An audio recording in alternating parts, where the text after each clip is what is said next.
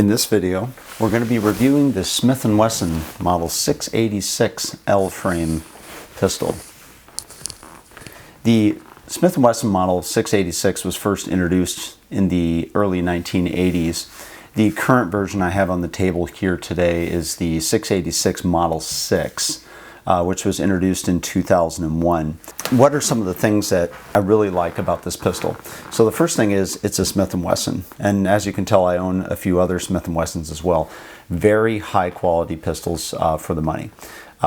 This is also in stainless steel. It has adjustable sights. Just an excellent pistol as well. The other nice benefit about it is, in this current model, it holds 7 rounds. So traditional Smith & Wessons always held 6 rounds, hence the name of the 6-shooters, but now with the new metallurgy and new technology they're utilizing, you're able to get an extra round in here. So it does hold 7 rounds in here. And it's also part of utilizing what's called an L frame, which is a little bit larger than the older K frame. And then you move down to the J frame. So there's different frame sizes. This one is the little bit larger one in the L frame configuration. As far as barrel lengths for the 686, they range anywhere from 2.5 inches to over 8 inches. The one I'm currently showing here on the table is a 3-inch model configuration. There's some limits to this, and we'll talk about that in a moment from an application side, but if you want to use this, for example, for hunting, in most states you're going to need, for big game hunting, at least a 6-inch model barrel. So in that case, you would want to have a different barrel configuration for what you're utilizing, but in this case I picked the 3-inch, and I'll go through that in a moment. Some of the other things I like about it is that it shoots one of my favorite loads ever, which is the 357 Magnum. The 357 Magnum is clearly a very powerful load. It's dropped almost everything in the North American continent when properly fired. It also, you can download the pistol in 357 to a 38 special or 38 plus P loads. So again, one of my favorite loads that is out there today. What are some of the drawbacks? As always, it's a revolver. So because of that, it tends to get dirty when you fire them, and it takes a little bit of time to clean them up. The other thing about Smith & Wessons are they're not cheap. Compared to a lot of the other options you have out there today, Smith & Wesson continues to be a premium product on the market today, price-wise. So it can be very difficult to buy these. In some cases, they can get up to $1,000 just for these pistols. So that's some of the drawbacks as well. And there's limited applications of use with this length of barrel, and we'll go through that. As far as caliber and capacity, as we talked about before, 357 38 special, excellent round. You can shoot anywhere. Most people with 357 Magnums will shoot anywhere from the 125 grain, 158 grain, up to even 180 grain hard cast bullets, depending upon what you're utilizing them for. Just on the 125 grain alone, the Underwood ammo, which is one of my favorites, you can get up to 600 feet per second out of this, or near 800 foot-pounds of energy, which is huge, out of this pistol. Another benefit of firing the L frame, especially with this weighted pistol, is you can comfortably fire the very hot loads out of the 357 Magnum without having to recoil bite that you would have with many smaller 357 Magnums that in many cases you shoot a healthy diet of them, and it literally can wear your hand out after a while or hurt your wrist. So I tend not to have that problem with the L frame. So it's just simple physics. It weighs a little bit more, but it can take the recoil as a result of that. As far as actions, it's a typical revolver, double single action revolver.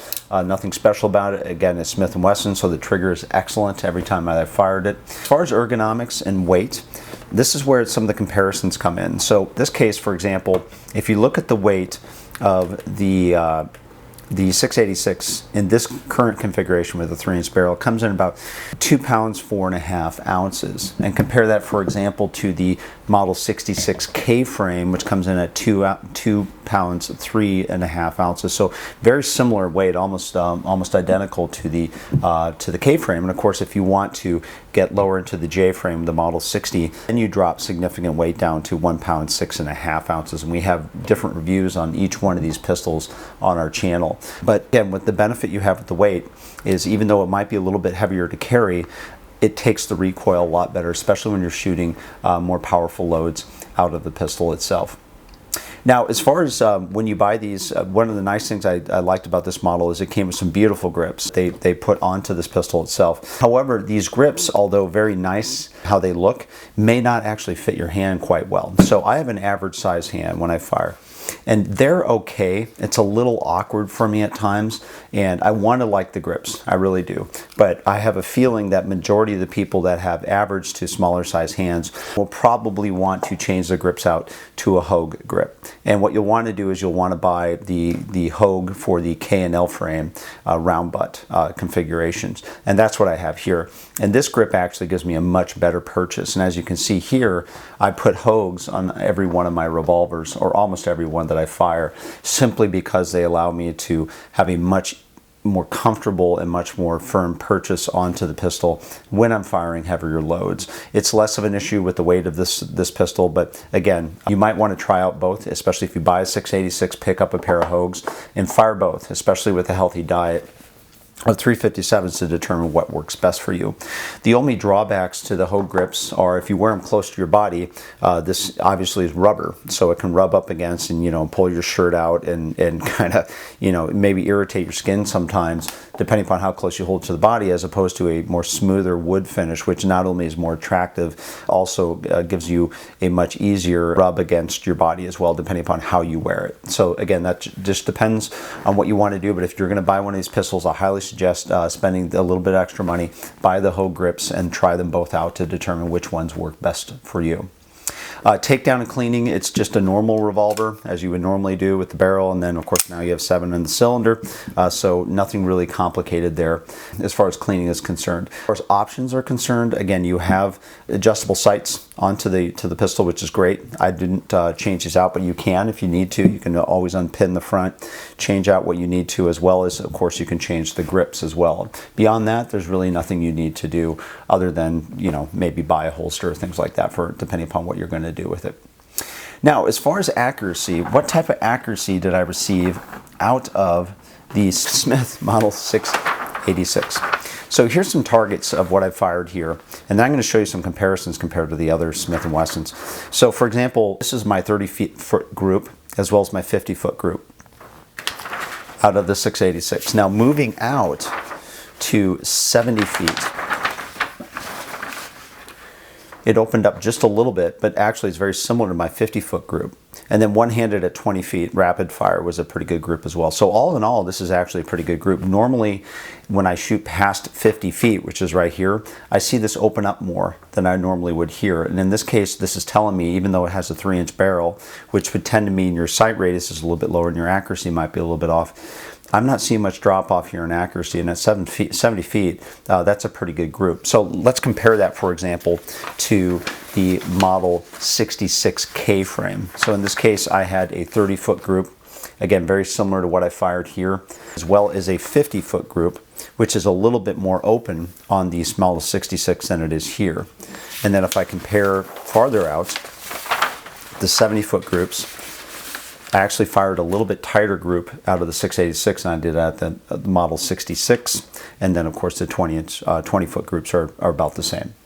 So the final comparison I'd like to make is with the smaller Model 60. Now the 66 I was just firing had a 4-inch barrel compared to the 3-inch, so I was actually shooting better groups with the 686 than I was with the 4-inch model of Model 66. However, what I want to compare it to now is the smaller 3-inch version of the Model 60, which is considerably lighter as well. So moving to that, Model 60. First off are the 30-foot groups comparable. Again, the 686 compared to the Model 60, again, very similar. Of course, there's only 5 rounds because that's all the 60 holds. We have that in that review as well. And then, of course, you have the 50 feet. I have one flyer, but generally it's about the same group. Now, taking this out to 70 feet, how does it compare? It opens up a little bit more in the Model 60. And then at the 20-foot double action, again, very similar groups as well. So a little bit tighter with the 686, but not much. In fact, within 50 feet, as you could see earlier, the groups actually were pretty comparable between the 686 and the Model 60. Now, you might be saying, well, then why not carry the smaller Model 60, which is right here?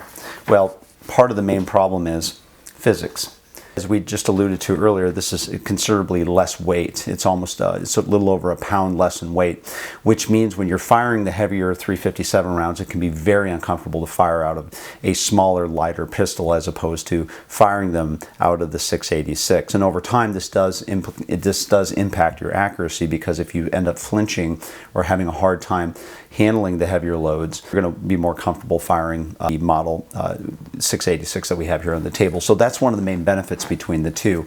Size-wise, of course, they're pretty similar as far as overall length. And of course, you know, with the longer barrel on the 66, there's a difference as well. And looking at the width between the two, not much of a difference between the two. The cylinder might be just a tad bit larger. Generally, it's about the same size as far as total width. And even the length of the pistol, since one is a K-frame, it actually is a little bit longer on the Model 66 than it is on the 686, which makes it easier to carry this pistol marginally more than the Model 66.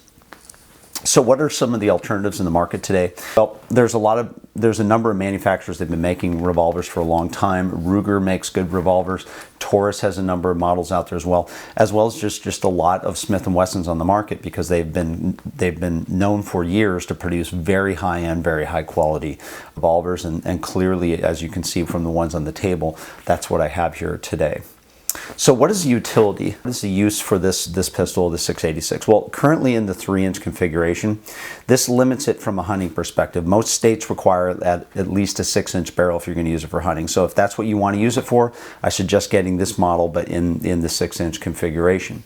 But in the 3-inch configuration, basically what this does is it puts it into a self-defense mode. So for both 2- and 4-legged predators. And as we alluded to earlier, the 357 Magnum has dropped almost everything in the North American continent. It is a proven round, very, very powerful, one of my favorites of all time. You can also download it into the 38 specials and shoot it much more affordably as well, with very little recoil at all with the 38 specials, simply because of the weight of the pistol itself. So it is for self-defense purposes, especially for when you're outdoors.